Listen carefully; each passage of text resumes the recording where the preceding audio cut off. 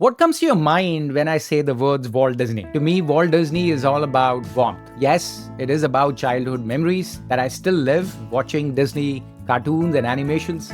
It is about the Walt Disney Park, the merchandise that it keeps coming out with. We all love them. A lot of people feel safe with the brand Walt Disney as well. So in 1937, when Disney came out with Snow White and the Seven Dwarfs, people called it Disney's Folly. Why? Because it was a 90-minute cartoon that people said that who's going to watch such a long cartoon in a cinema hall? But people went inside, they came out crying. It touched their hearts so deeply that they loved it.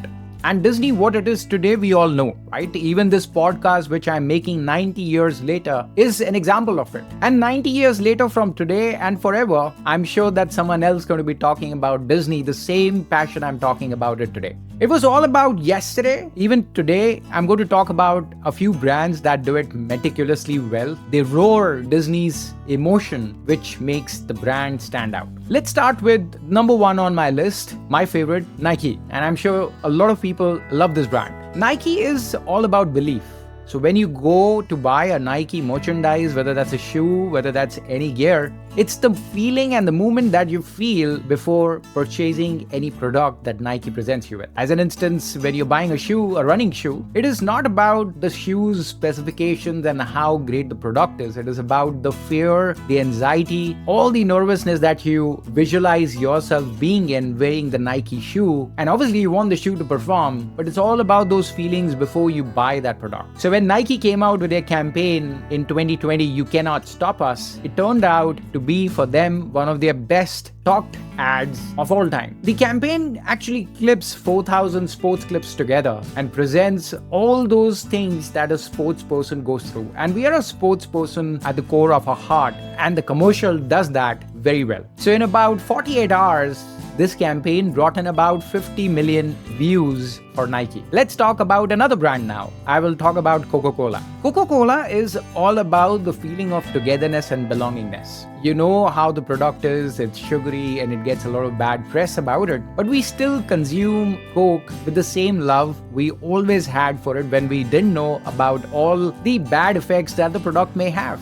But I'm not talking about it, I'm talking about the feeling that comes using and drinking Coke. So in 2009, Coke came out with the Open Happiness campaign that ran about 7 years. Through Open Happiness campaign, all Coke was trying to do through commercial was to bring strangers as an instance together. In this campaign that you can see people are not talking to each other, and Coke is the catalyst that brings them together. So it's not really about the functional aspects of how great the beverage is. It's about this society and community. Also, with Coke, a lot of visuals of red color, of Santa Claus, of this happiness come together. In fact, they also ran with this campaign a happiness index where 77% of the respondents say that they feel happier with their family and partners and rather than when they're being alone or spending time online. Let's take the third brand now. I'll talk about Lego. Now, what do I say about Lego? It's just a brand which is immaculate about imagination. So it never comes to you with those broken bricks that this is how you have to do. It never instructs you. It gives you guidelines about things on how to make different shapes, but it helps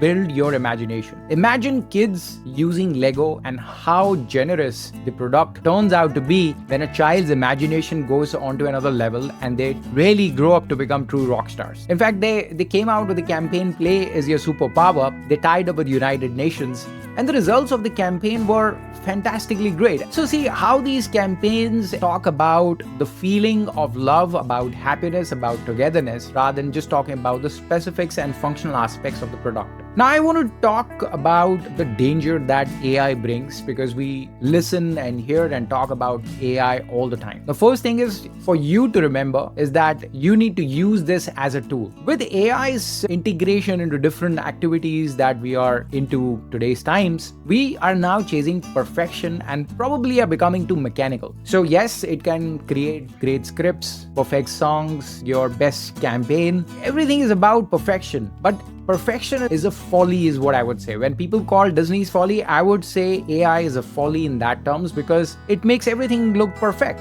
And human beings don't connect with perfection. We love imperfection because it is that imperfect folly is what we connect with. So when Disney came out with Mickey Mouse or Donald Duck, it was not really about how perfect those caricatures and characters were. It was about this imperfection. So when Donald Duck was frustrated, was anxious, was cracking in his voice, it is that we connected with. So we as human beings are imperfect, and it is natural that we connect with that. In fact, there is a social psychological principle that is connected with it. It's called the pratfall effect. What it means that we really like people of high command, someone who is accomplished. When they make certain mistakes and make certain quirks and folly, we like them more. So that is innately inside of us. So one thing for marketers, founders, or anyone who's trying to create things is that you should be thinking about being natural and you should not chase perfection, because that takes the innocence and the creativity away from it. So 2 takeaways from today's conversation that we're having is, number 1 is that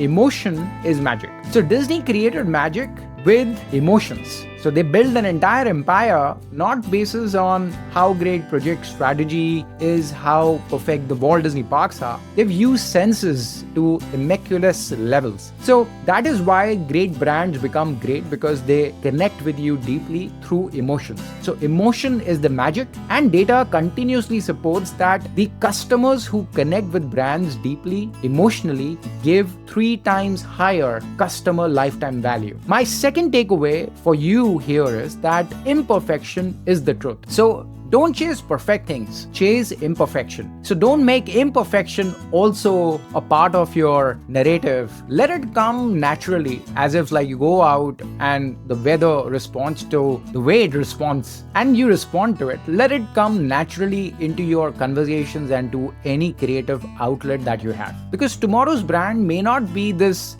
great tech product that you're after, which is perfect. It might be the one that brings realness out, the one which brings imperfection out. I hope you like today's content. Do share and talk about it with someone who chases perfection and performance and clicks all the time. My name is Rachit Kapoor and you're listening to The Marketing Guy. I will see you soon in the new episode. But until then, keep smiling, keep feeling, and keep dreaming.